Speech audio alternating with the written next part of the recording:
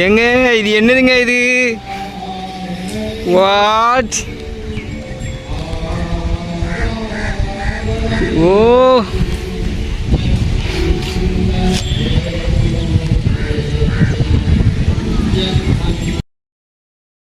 G bro சுத்துது வண்டி வேணா தூக்கிடுவோமா? தூத்துக்குடியில சூறாவளியா? வேற லெவலில் இருக்கியா?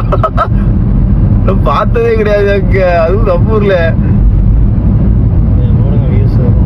பாருங்க தூத்துக்குடி எல்லாருக்கும் டேக் போட்டு விடுற மக்களே பாருங்க.